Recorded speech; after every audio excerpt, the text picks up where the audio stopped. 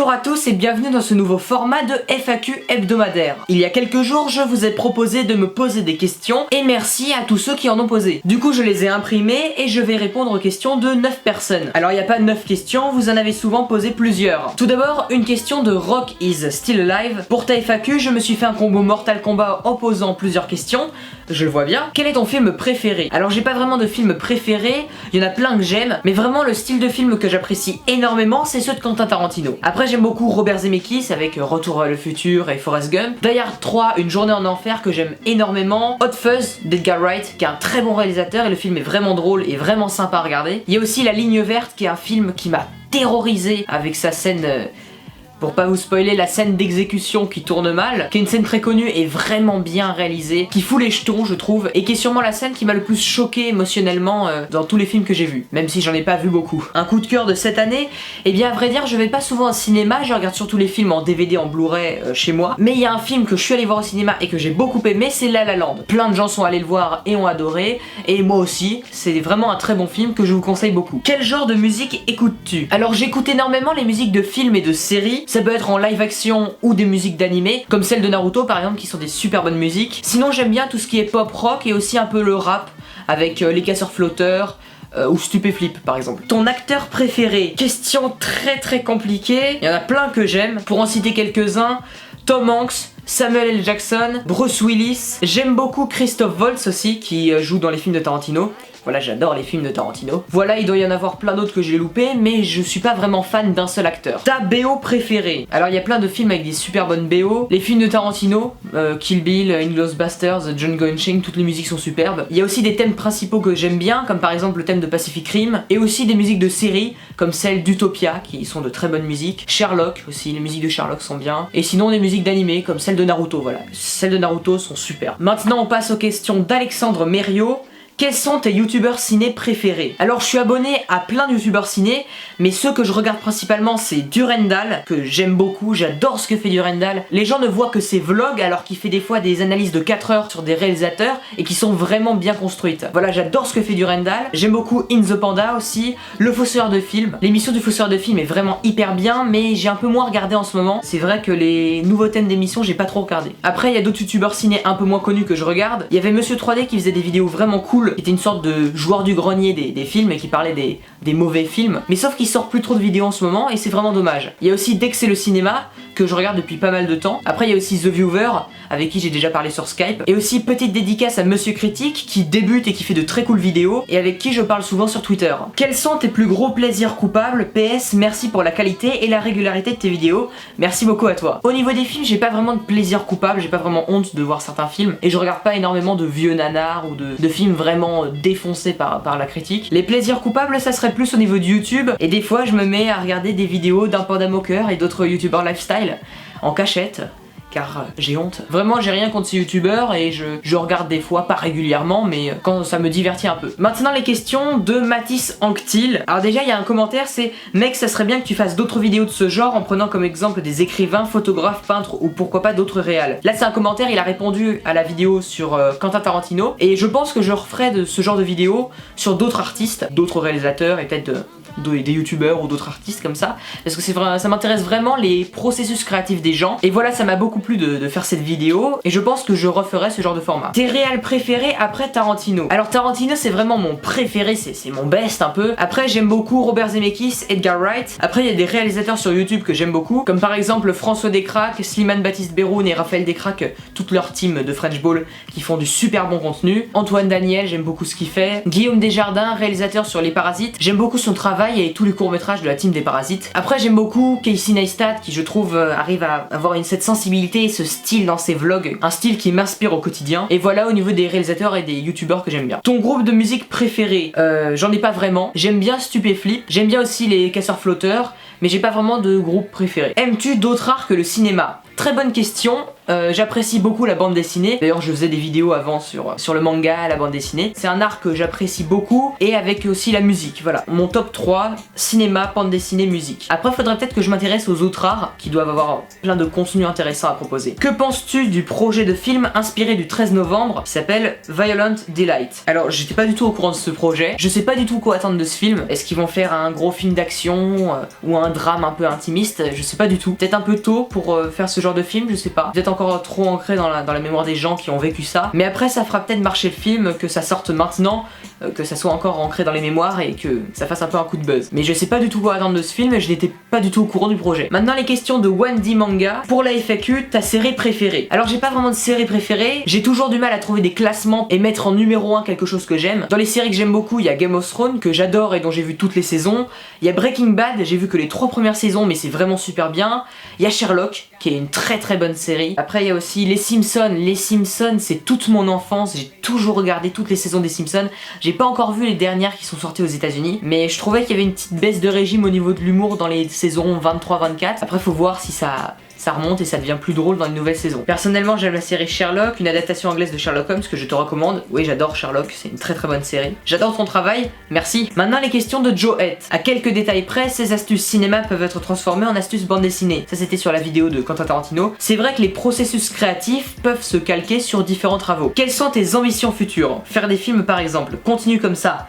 Merci. Alors mes ambitions futures, j'aimerais développer au mieux ma chaîne YouTube et faire quelque chose de bien avec ça. Construire une grande communauté, créer de gros projets, et c'est pour ça que j'essaye d'être régulier et de vous faire partager mon contenu, et c'est pour ça que j'ai besoin de vous, que vous partagiez mes vidéos, que vous envoyez ça à tous les gens que vous connaissez, à des youtubeurs, pour faire partager mon travail. Bon je suis un peu forceur mais j'aimerais vraiment créer une grande communauté, vous êtes déjà beaucoup à me suivre et je suis vraiment content de ça. Et sinon j'aimerais beaucoup faire des films ou faire des séries, essayer de révolutionner le monde des séries françaises et faire quelque chose de neuf, quelque chose comme on fait aux États-Unis avec des gros budgets, avec des choses originales, ou développer encore plus les web-séries, ou avec d'autres programmes comme Netflix, des choses comme ça. Même si j'utilise pas Netflix, j'aimerais bien bosser un jour avec eux sur une série par exemple. Mais voilà, c'est des objectifs qui vont prendre du temps à être atteints. Maintenant les questions de Charles. Salut poto, tiens voilà quelques questions. Merci poto. Si Tarantino faisait un mauvais film, aurions-nous le recul suffisant pour ne pas acclamer ce film en chef-d'œuvre? Alors ce qu'il y a, quand il avait sorti Les 8 salopards, Tarantino, il avait été quand même pas mal critiqué par certains journaux qui disaient que le film était ennuyeux, était long et qui gardait ces mêmes clichés de cinéma. Moi j'ai adoré le film, j'ai trouvé vraiment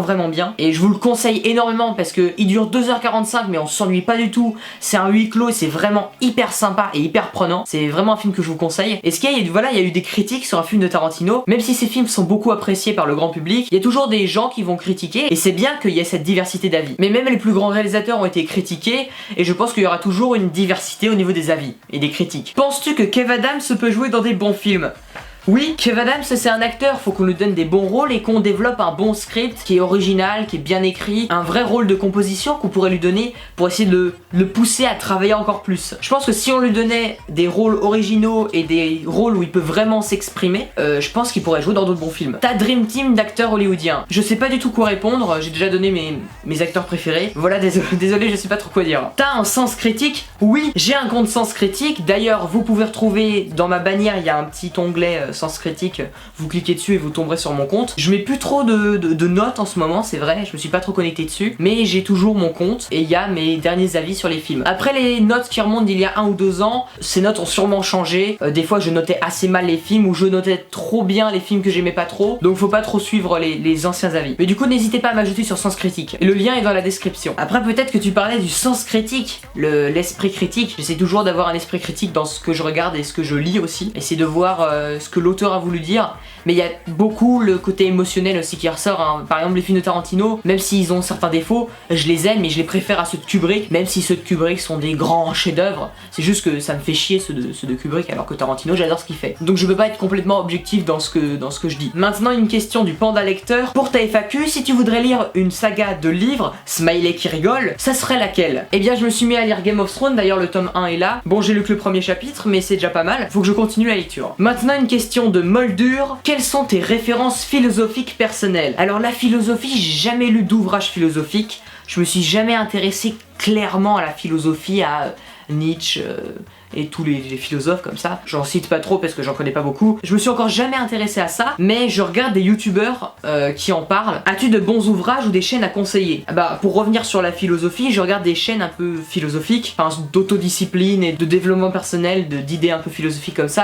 Par exemple il y a Autodisciple que j'aime beaucoup et qui parle un peu de philosophie aussi dans ses vidéos. Après il y a aussi Teddy Boy RSA qui en a parlé, je crois aussi, même si j'ai pas vu toutes ses vidéos. J'ai vu d'autres vidéos qui parlaient pas de philosophie et qui sont très bien aussi, mais je vous conseille d'aller voir ses chaînes. Et sinon, si j'ai vraiment des chaînes à vous conseiller, ce serait Antoine BM, que je regarde quasiment tous les jours ses vidéos, c'est absolument génial ce qu'il fait. Et il parle de liberté, d'indépendance, aussi d'entrepreneuriat, de un peu marketing, autodiscipline, de plein de choses comme ça, et c'est vraiment hyper intéressant ce qu'il fait. Je vous conseille vraiment de voir sa chaîne, il y a énormément de contenu. Il y a aussi Autodisciple dont j'aime beaucoup les vidéos. Il y a Sam Barnes qui fait des vlogs hebdomadaires et qui d'ailleurs vient de lancer sa gamme de vêtements, et j'ai pas encore vu son vlog sur ses nouveaux vêtements, mais voilà, il fait des projets artistiques et créatifs comme ça qui sont vraiment très cool à suivre. Après il y a Casey Neistat que je me suis mis à regarder que très récemment, même si j'étais déjà abonné bien avant, quand il avait 400 000 abonnés, mais je suis vraiment mis à le regarder il y a peu de temps et c'est vraiment super bien ce qu'il fait. Des chaînes et bons ouvrages à conseiller qui restent de l'ordre de la pratique, de la méthodologie de travail, bah voilà, Antoine BM, Autodisciple, aussi Olivier Roland, mais vraiment Antoine BM et Autodisciple, ils font des vidéos vraiment complètes et je vous conseille vraiment d'aller les voir, il y a énormément de contenu et c'est vraiment super intéressant. Après il y a le bouquin d'Olivier Roland qui est très intéressant dessus, sur l'entrepreneuriat, l'éducation, tout ça. Voilà, je vous conseille de voir ces chaînes-là. Regardes-tu South Park?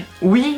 Pas énormément, j'ai pas vu tous les épisodes, mais j'aime beaucoup le style, j'aime beaucoup l'humour de South Park, mais j'ai beaucoup moins regardé que les Simpsons, c'est vrai, mais il faudrait que je m'y mette plus assidûment, enfin quand j'aurai du temps entre les vidéos. Tiens, d'ailleurs ça fait une bonne transition avec la question de Super Léo. Bonne vidéo, mais juste comme ça, tu mets combien de temps à monter ou créer une vidéo? Alors d'abord merci. Alors pour créer une vidéo, ça fait 3 ou 4 ans que je fais des vidéos sur YouTube, ça a pris 3 ou 4 ans à vraiment apprendre à bien monter, à bosser, et j'ai suivi plein de conseils, par exemple d'Antoine BM qui donnait plein de conseils sur comment accélérer ses montages et ses tournages, et vraiment c'est très long à apprendre le montage et à être efficace, mais je pense que je ferai des vidéos pour vous donner plein de petits conseils pour accélérer vos montages et être plus régulier. Ce qui a, le temps que ça me prend les vidéos, l'écriture ça peut me prendre entre 1 heure et 2 heures, même si je suis pas très satisfait de l'écriture de mes dernières vidéos parce que je les trouve trop courtes, pas assez approfondies et je survole trop les sujets je trouve, mais je vais essayer de m'améliorer dans mes prochains contenus. 1 ou 2 heures pour l'écriture, le tournage ça prend à peu près 1 heure et le montage ça peut prendre à peu près 3, 4 jusqu'à peut-être 6 heures. Et ce qui est, avec plein d'outils que j'ai trouvé sur mon logiciel de montage et plein de petites techniques au tournage aussi, j'ai réussi à accélérer mon montage pour par exemple avoir la liste des plans découpés en 25 minutes et ensuite prendre les heures restantes pour ajouter les musiques, améliorer le montage, fignoler les images d'illustration, mettre les génériques, tout ça. Voilà, du coup j'arrive à être régulier, à bosser tout le temps, mais je pense que vous vous demandez comment j'arrive à être aussi régulier, à faire une vidéo par jour. Alors je pense que je garderai une journée pour faire une vidéo là-dessus, mais j'ai enlevé toute distraction. Avant je jouais à CSGO sur l'ordi de mon frère, maintenant j'ai laissé l'ordi à mon frère et je joue plus à CSGO, je joue plus aux jeux vidéo, je regarde plus de séries, je regarde plus de films, voilà, je n'ai plus de vie sociale, je ne fais que les vidéos. Et ça me gêne pas vraiment parce que j'ai l'impression de créer quelque chose chaque jour et de ne pas perdre mon temps. Et voilà, tout le temps que j'utilise, je me lève plus tôt le matin pour travailler, faire de la méditation, travailler sur mes vidéos, sur l'écriture. Dès que j'ai un peu de temps en cours, à l'heure de manger, et ben j'écris un petit peu un plan de ma prochaine vidéo. Dès que je rentre, je tourne, je monte. Tout le temps que j'ai, je l'utilise pour mon éducation, pour mes vidéos, et j'essaye d'apprendre et de mettre en pratique ce que j'apprends dans mes vidéos. C'est vraiment ça le secret de la régularité, c'est une méthodologie de travail, une autodiscipline. Faire la méditation, être concentré, enlever les distractions et trouver son objectif et se dire que je veux faire ça tous les jours, c'est ça que j'ai envie d'atteindre. Et du coup ça nous motive à travailler tout le temps. Je pense que cette vidéo va être pas mal longue. Sinon, pour revenir sur mes futurs projets sur ma chaîne, je vais essayer de développer des vidéos mieux écrites parce que je suis pas vraiment satisfait de ma vidéo par exemple sur Un Podam au cœur ou sur Minecraft, et je vais essayer de développer des contenus plus complexes, plus riches en informations. Faudrait que je passe plus de temps à l'écriture. Je vais continuer à être régulier, même si mercredi prochain je pars en vacances une semaine où je n'ai pas internet et où j'aurai internet que si je vais chez des amis. Donc je vais quand même essayer de tourner les vidéos et de les monter et de les publier en allant chez la famille, voilà, pour continuer à être régulier. Voilà, du coup je compte suivre ce rythme, améliorer l'écriture de mes vidéos, les rendre plus riches, plus complètes, et garder ce format chaque semaine où je répondrai à vos questions. Si vous avez d'autres questions, posez-les dans les commentaires. Posez-les aussi avec le hashtag Geekaf sur Twitter. C'est vrai que j'ai pas regardé le hashtag pour cette FAQ là, parce qu'il y avait déjà pas mal de questions, mais je ferai peut-être plus tard un tri dans les prochaines FAQ s'il y en a trop, si vous en posez beaucoup. Voilà, du coup, si vous aimez mes vidéos, partagez ma chaîne à des youtubeurs, aux personnes autour de vous, pour qu'on développe ce projet ensemble et qu'on fasse quelque chose de beau, de grand avec ma chaîne, que je puisse vous partager encore plus de contenu. Voilà, merci beaucoup d'être autant à me suivre, portez-vous bien, à très bientôt pour une prochaine vidéo, ciao.